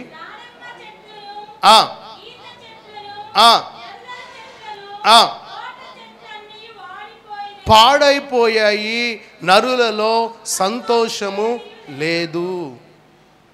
వాళ్ళు ఏం కోల్పోయారు? యేసు ప్రభు చెప్పాడు కదా, మీ సంతోషము పరిపూర్ణమగునట్లుగా నన్ను అడగండి. ఏమయ్యేటట్లు చెప్పండి సార్. ప్రభు చెప్తున్నాడు, నేను మళ్ళా ఇస్తాను బ్రదర్. వాళ్ళు ఏం కోల్పోయారో ఆత్మీయ అర్థాలు నేను టూకీగా చూపిస్తాను, వివరించను, టైం లేదు, వరకు చెప్తాను అంతే. అక్కడ 5 చెట్లను గురించి దేవుడు చెప్పాడు. 12వ వాక్యం మీరు చదివితే, 1 ద్రాక్ష చెట్లు. అందరేనండి, అంటే వాళ్ళకి కోల్పోయినది ఏమిటంటే సంతోషం. అందరు చెప్పండి, నోళ్ళదరి చెప్పండి. కొందరి కుటుంబాలలో డబ్బు ఉంది కానీ సంతోషం లేదు. ఏం లేదు? చెప్పండి సార్. అందరూ ఉన్నారు కానీ అన్నాకి మీకు తెలియందేముంది? డబ్బు ఉన్నది, అందరూ ఉన్నారు కానీ ఏం లేదు. మందిరానికి వెళ్ళి ఏడ్చుకుంటుంది, తరాలు సంవత్సరాలు దొర్లిపోతా ఉన్నా నాకు అయ్యా నాకు అని భర్త మీద గొడవాడుతుంది. దేవుని దగ్గరికి వెళ్ళి ఇలా కాదులే అని చిన్న ప్రార్థన చేసుకుంది. నేను అంటాను, ఈ సంవత్సరం దేవుడు మీ కుటుంబాల్లో సంతోషముతో మిమ్మల్ని నుంచునుగాక. చేతులెత్తి ఆమెను చెప్పండి. వివరించడానికి టైం లేదు. 2వ విషయం కూడా అక్కడ మీరు చూడండి. ఏం చెట్టక్క చెప్పండి సార్, ముందుకు వెళ్ళకండి, టూకీగా వెళ్ళండి. 1 ద్రాక్షాలు, 2 అంజూరము. దేనికి సాదృశ్యం అంటే దైవిక స్వస్థత. హిజ్కియాకి మరణకరమైన రోగం వస్తే యెషయా అంజూరపు అడను తెచ్చి తన గాయం మీద పెట్టి కట్టుగట్టేశాడు. ఎవరు చెప్పండి చెప్పండి. అంటే అంజూరము దేనికి సాదృశ్యం అంటే స్వస్థతలకు. ఈ రోజున చాలామంది కుటుంబాలలో ఎలా ఉన్నారంటే, బ్రదర్ మీ పాప ఆరోగ్యంగా ఉందా? ఏం చెప్పను బ్రదర్, సోడా బుడ్లంతా కళ్ళజోడు పెట్టుకుందే. నేను అంటాను, ప్రియ ఆత్మీయులారా, పిల్లల మొదలుకొని పెద్దల వరకు బలహీనంగా బాధపడతా ఉంటే ఈ ఉపవాస ప్రార్థనలో ఇక్కడ పెట్టి అడగండి, వెనువెంటనే దేవుడు బాగు చేస్తాడు. స్తోత్రం చెప్పండి. అందుకే ఆయనకున్న పేరు ఏమిటంటే ఆరోగ్య ప్రదాత. అందరు చెప్పండి, ఏ పేరు ఉంది? అందుకే ఆయనే చెప్పుకున్నాడు, నా గాయాలలో స్వస్థత ఉంది, నా ఉమ్మిలో స్వస్థత ఉంది, నా మాటలో స్వస్థత ఉంది. నేనంటాను, ఆ స్వస్థపరచబడే దేవుని దగ్గరికి ఎలా రావాలి చెప్పండి సార్. ఇప్పుడు నా పాపకు బాగలేదు, అర్ధరాత్రి నేను లేచి నా భార్యను లేపుకొని అర్జెంటుగా ఎక్కడికి వెళ్తాను? నిజం చెప్పండి. దేవుడు ఏమంటున్నాడంటే, ఈ 4 రోజులు ఆపేసి ఇక్కడికి తీసుకురండి. ఎక్కడికి చెప్పండి సార్. ఇక్కడ అందరూ ఉపవసించి ఆయన వైపు చేతులెత్తి ప్రార్థన చేస్తే ఆ బలహీనపరిచే ఆత్మ యేసు నామములో పారదోలబడునుగాక. స్వస్థపరిచే యెహోవా కార్యాలు మీ సంఘములో నా దేవుడు చేయునుగాక. ఆది అపోస్తల దినాలలో చేసిన దేవుడే ఈ సంఘ పరిచర్యలో దేవుడు కార్యాలు ఆరంభించునుగాక. దైవిక స్వస్థతతో ఈ సంఘ విశ్వాసులను సాక్షులుగా నా దేవుడు లేపునుగాక. ఇంకో చెట్టే ఉంది, దానిమ్మ చెట్టు. 3 రాసుకోండి, నేను టూకీగా వెళ్ళిపోతున్నాను. ఐక్యత. దానిమ్మ కాయలో గింజలు చాలా ఉంటాయి. గొడవాడుకుంటాయా చెప్పండి సార్. మన కుటుంబంలో 4 ఉంటే స్తోత్రం.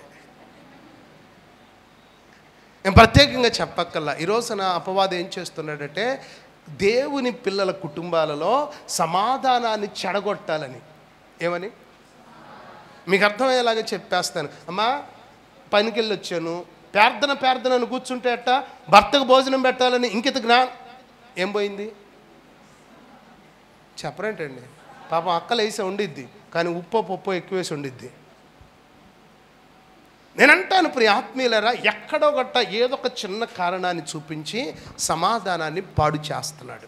ఎవరు చెప్పండి. తప్పు మనది కాదు, వాడికి స్థలం ఇచ్చాం కాబట్టి వాడు పాడు చేస్తున్నాడు. మీ ఉపవాస ప్రార్థన ప్రతిఫలముగా ఈ సంఘానికి వచ్చే విశ్వాసుల కుటుంబాలలో దేవుడు సమాధానం ఇచ్చునుగాక. స్తోత్రం చెప్పండి. ఏమి ఇవ్వాలి? ఓకే, 4 ఏ చెట్టు ఉంది అక్కడ? ఈత చెట్లు అంటే నీతిమంతులు, జల్దరు చెట్లు అంటే యాపిల్ చెట్లు పరిశుద్ధత. వీటిని బట్టి వచ్చే సంతోషం చాలామందిలో కనబడట్లేదు. ప్రభు ప్రవచనాత్మకంగా చెప్తున్నాడు, నేను తిరిగి మరల వాళ్లకు ఇస్తాను అని చెప్పు. వేటిని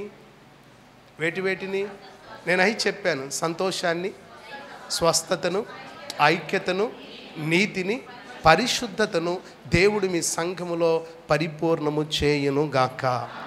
స్తోత్రం చెప్పండి. నిశ్చయముగా మీరు కన్నీళ్లు కార్చి అడిగి చూడండి. ఐక్యత లేకపోయినా, సంతోషము లేకపోయినా, ఆరోగ్యం లేకపోయినా, పరిశుద్ధత లేకపోయినా ప్రభువుని అడిగి చూడండి. ప్రభు ఇచ్చును గాక. ఇస్తాడా ఇవ్వడా? అడిగినంత కంటే అధికముగా చేయు ఐశ్వర్యవంతుడవు నీవే యేసయ్యా. అందరూ చెప్పండి. అడిగినంత కంటే అధికముగా చేయు ఐశ్వర్యవంతుడవు. మరి ఆ దేవుడే తిరిగి మీ అందరికీ ఇచ్చును గాక. ఈ పరిచర్యలో ఈ కార్యాలు దేవుడు చేయును గాక. అందుకే ప్రభు చెప్తున్నాడు, నా జనులు ఇక ఎన్నడు, ఒకవేళ ఇవి లేక సిగ్గుపడతా ఉన్నారేమో, దేవుడు ద్వారా పొందుకొని ఈ సంవత్సరం తల ఎత్తుకొని జీవించుదురుగాక. చివరికి ఒక మాట చూపించి నేను ముగిస్తాను. మనం ఉపవసించి ప్రార్థన చేస్తే దేవుడు ఏం చేస్తాడు? 2 విషయాలు మీతో చెప్పాను. ఒకటి, అవమానానికి ప్రతిగా రెట్టింపు ఘనతనిస్తాడు. అందరు చెప్పండి. ఎప్పుడు అవమానం భర్తకు ఒక్కళ్ళకే వస్తే కుటుంబాన్ని అంతటికి వచ్చినట్ల భర్తకు ఒక్కళ్ళకే ఉన్నట్ట? మీకు అర్థమైందా?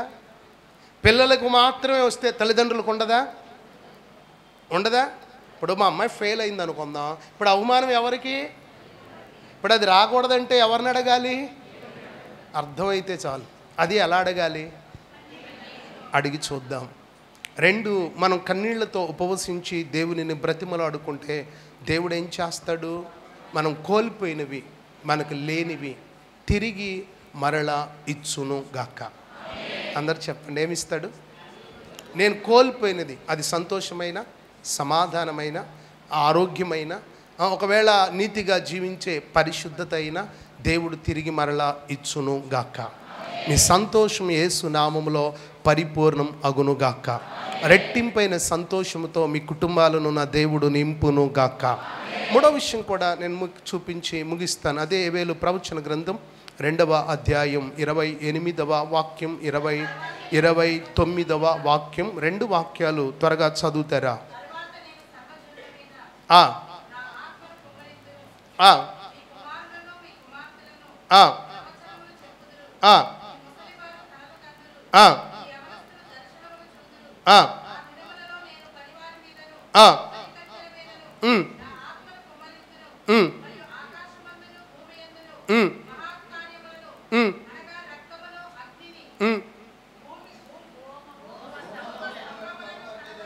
దేవునికి స్తోత్రం చెప్పండి. నేను ఉపవసించి ప్రార్థన చేస్తే దేవుడు నాకేం చేస్తాడు? నేను మూడో విషయాన్ని చూపించి ముగించేస్తున్నాను. ప్రభు చెప్తున్నాడు, సర్వజనుల మీద నా ఆత్మని కుమ్మరిస్తాను. ఒక మాట దైవజనుడైన పౌలు గారు పరిచర్య ప్రారంభ దినాలలో మీరు గమనించాలి. ఓ ప్రాంతానికి పరిచర్య నిమిత్తం వెళ్ళాడు. ఆ ప్రాంతంలో చాలామంది బాప్తిసం పొంది సహవాసంలో కనబడుతూ ఉన్నారు. దైవజనుడైన పౌలు అడిగాడు, మీరు పరిశుద్ధాత్మ అనే వరమును పొంది ఉన్నారా? దేనిని చెప్పండి, గట్టిగా చెప్పండి. ఆ సంఘం పౌలుకిచ్చిన సమాధానం ఏమిటంటే, అసలు పరిశుద్ధాత్ముడు ఉన్నాడు అన్న సంగతే మాకు తెలియదయ్యా. ఏ సంగతి? ఇంతకు మీకు తెలుసా? ఉన్నాడా లేడా? నమ్మిన వాళ్ళు చేతులెత్తి చెప్పండి. నేను హల్లెలూయా చెప్పమల్లా. పరిశుద్ధాత్ముడు ఉన్నాడా లేడా?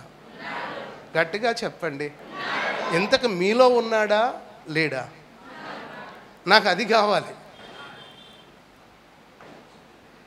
సంఘంలో ఎంతమంది ఉన్నారు అని కాదు కావాల్సింది, సంఘంలో ఎంతమంది పరిశుద్ధాత్మతో నింపబడుతున్నారు అన్నది కావాలి.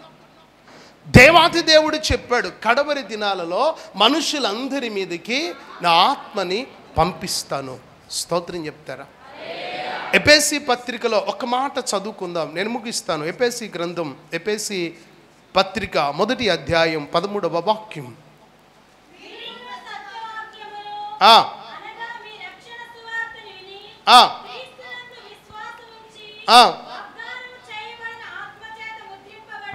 స్తోత్రం చెప్పండి. దేవుని వాక్యం సెలవిస్తుంది, మందిరంలోకి వచ్చిన సర్వ సమాజం కూడా ఎలా ఉన్నారు అంటే దేవుని ఆత్మతో నింపబడినట్లుగా. అందరూ చెప్పండి.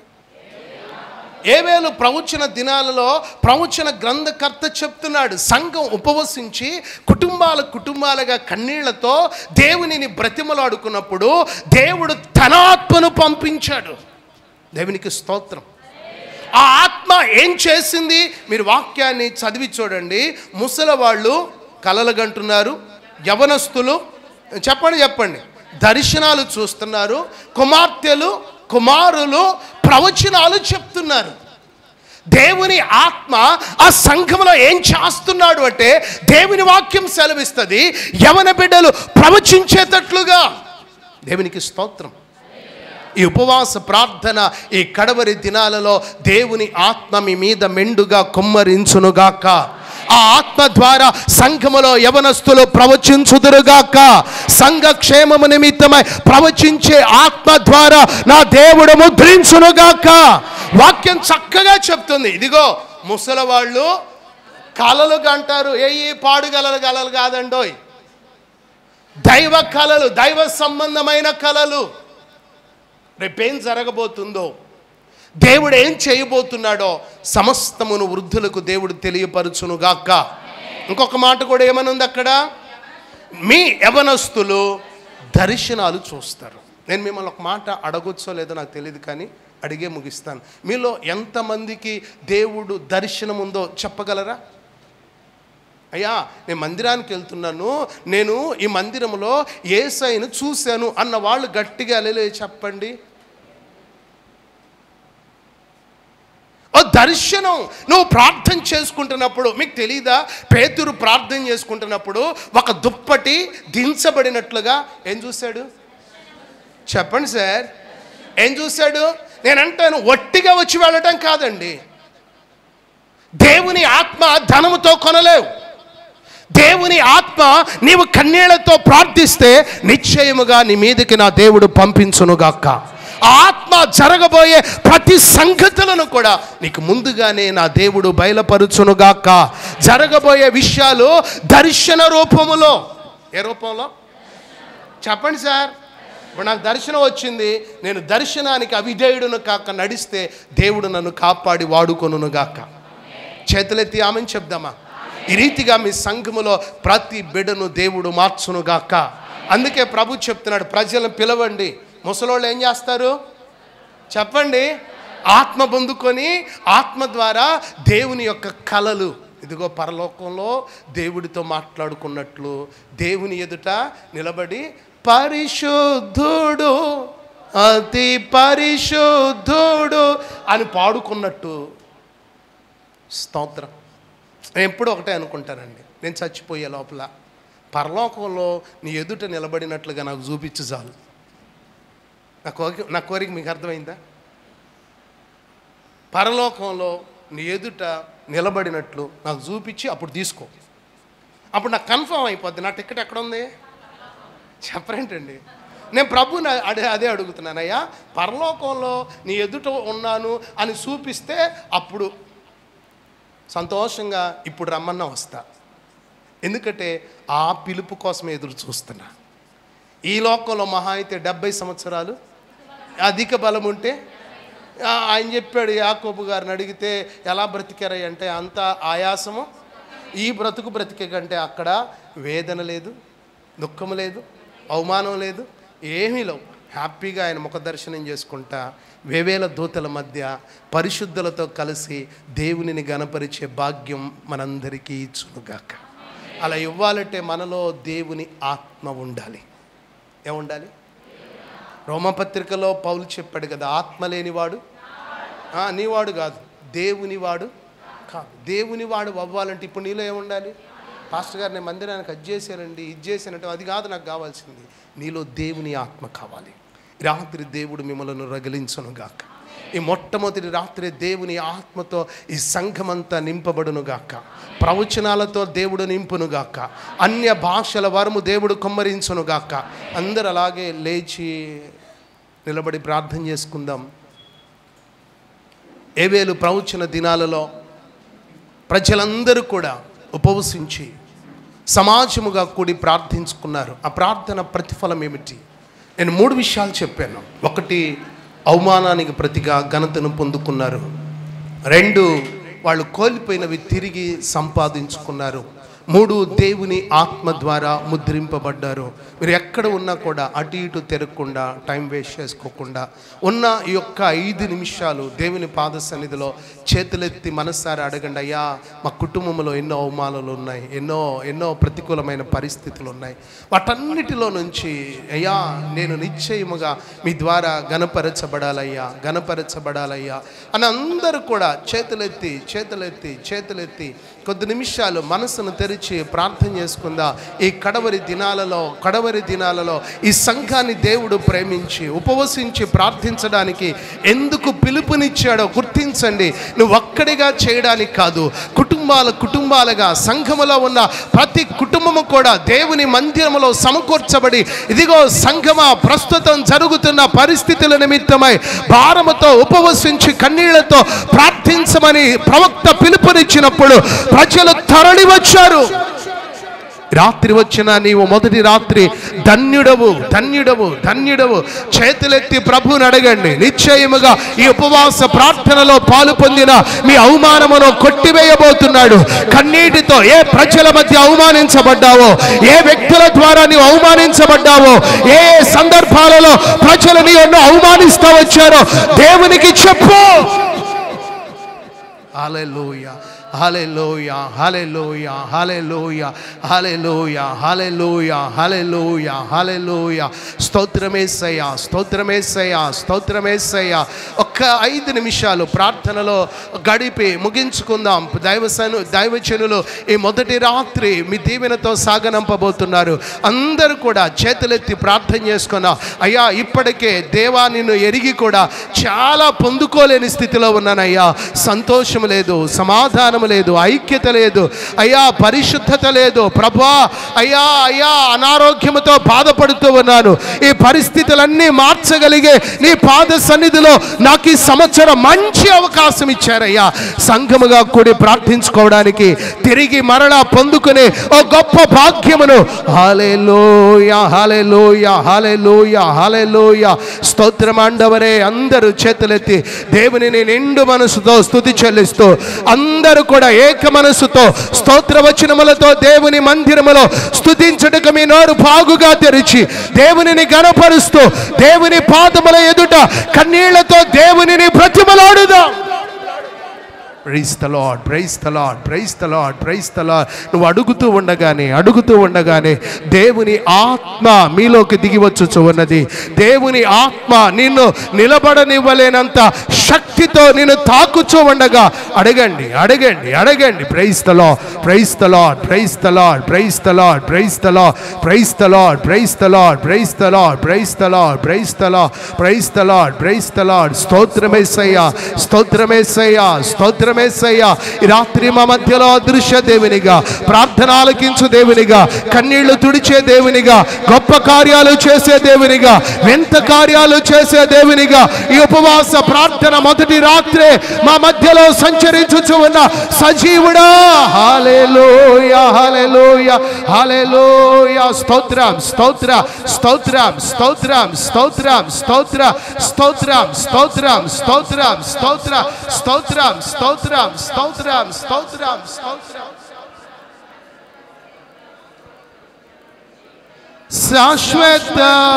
శాశ్వతమైనది నీవు నాయడ చూపిన కృపా, శాశ్వతమైనది నీవు నాయడ చూపిన కృపా, అనుక్షణం నన్ను కను పాపవలే కాచిన కృపా. అందరు కలిసి అనుక్షణం నన్ను కను పాపవలే కాచిన కృపా, శాశ్వతమైనది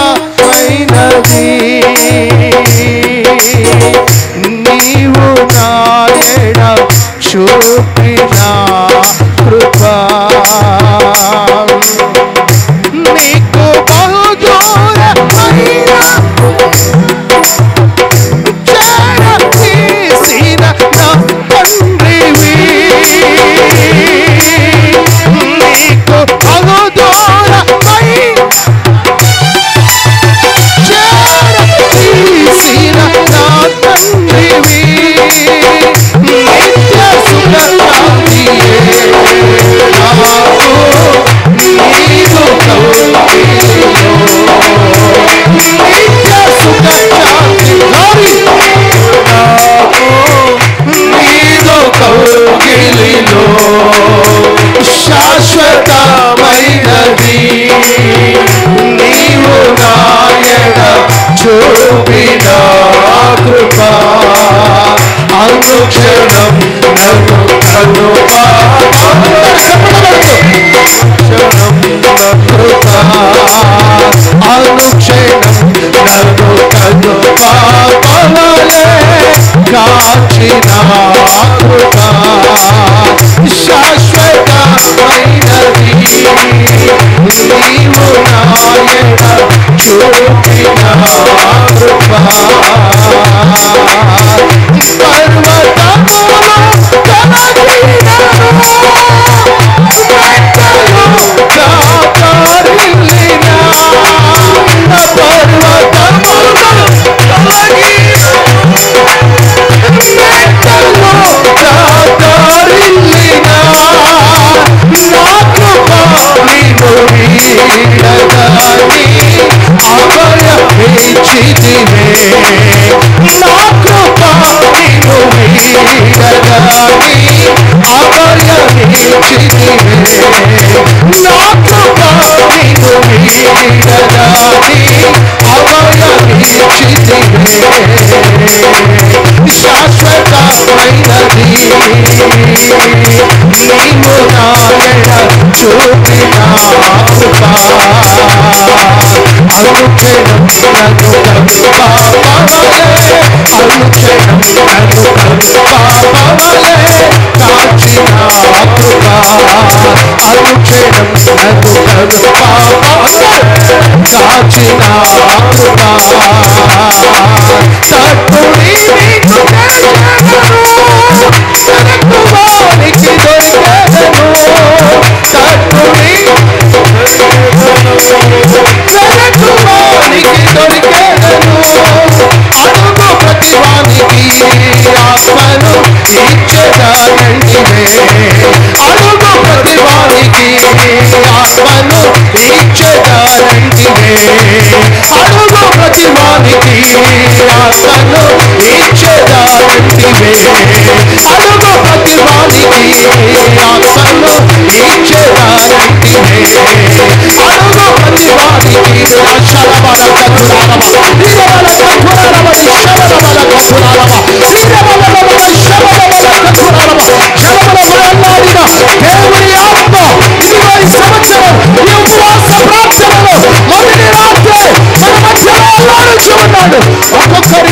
ఒక్కొక్కరిని పరిశుద్ధాత్మతో అడుగుడి అడుగుడి నిశ్చయముగా దేవుని ఆత్మ బబల శబల కత్వరారమ శ్రీరబల కత్వరారబల శలబల కత్వరారబల శ్రీరబల శలబల కత్వరారబల కత్వరారబల హల్లెలూయా హల్లెలూయా దేవుని ఆత్మతో ఎందరైతే ముద్రించబడతారో వారందరినీ కూడా దేవుడు తన కుమారునిగా కుమార్తెలుగా స్వీకరించే హల్లెలూయా హల్లెలూయా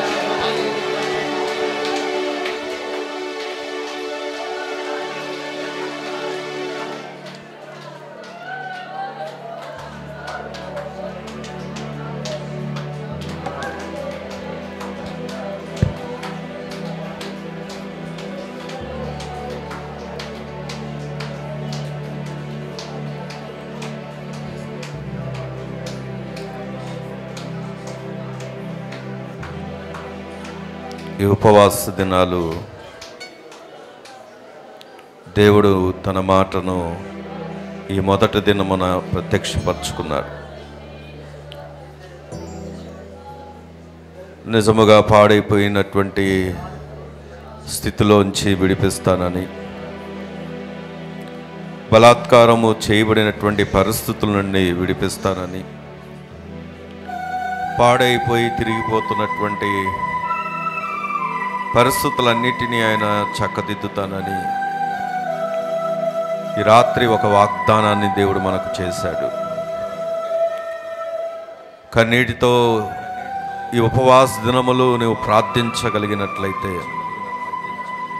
దేవుడు ఈ రాత్రి నీకు ఇచ్చిన వాగ్దానం, నీ అవమానాలు కొట్టివేయబోతున్నాడు. అట్టి ప్రతి విధమైనటువంటి అవమానాలు కొట్టివేయబడునుగాక. ఈ అవమానాలకు ప్రతిగా రెట్టింపు ఘనత దేవుడు నీకు ఇచ్చునుగాక. ప్రార్థించి కోల్పోయినటువంటి సంతోషం, కోల్పోయినటువంటి స్వస్థత, కోల్పోయినటువంటి ఐక్యత, కోల్పోయినటువంటి నీతి పరిశుద్ధతలు తిరిగి ఆయన మరలా దయచేయునుగాక.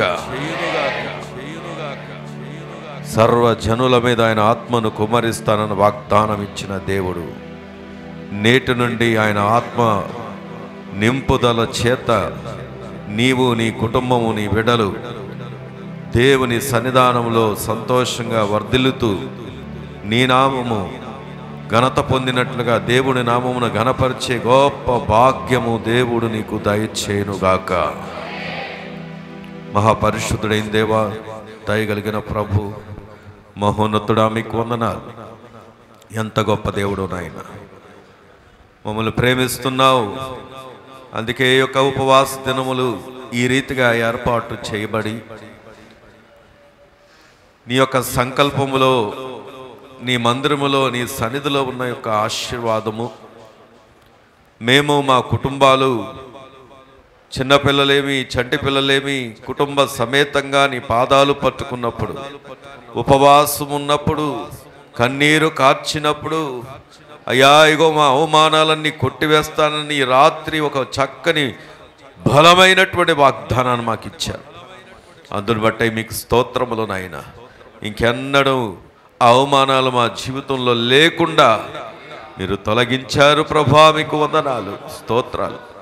ఈ వాగ్దానాన్ని ఎత్తుపట్టుకొని నిత్యము నీ మందిర సంబంధులై నీ పాదాలు చెంత వర్ధిల్లేవారుగా ఈ రాత్రి కూడి ఉన్న ప్రతి బిడలను నిత్యముగా మీరు దీవించుదురుగాక. ఆమెను వాడుగా మీరు రుడిపరచు. దైవదాస్తులను ప్రభు మధ్యకు నడిపించారు. మొదటి దినమున ఒక అద్భుతమైనటువంటి సందేశాన్ని మీరు మాకు ఇచ్చారు. అయ్యా మీ దాస్తులను ఇంకను బహుబలంగా మీరు వాడుకొని వారిని, వారి కుటుంబాన్ని, వారి పరిచయలను మీరు ఆశీర్వదించండి. అలాగే మా ముందున్నటువంటి జరగబోతున్నటువంటి నాయన ఈ 5 దినాల్లో ప్రభా రాబోతున్నటువంటి సేవకులు కూడా మీరు బలపరిచి బహుబలంగా మీరు వాడుకొని మాతో మీరు మాట్లాడండి.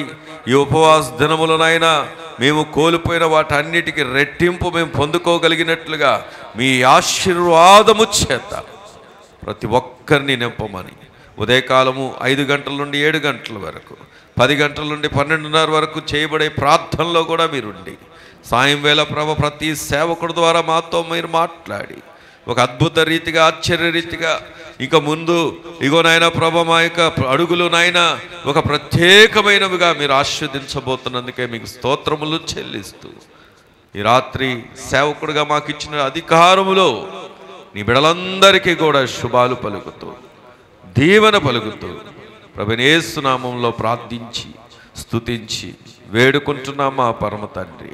ఆమేన్.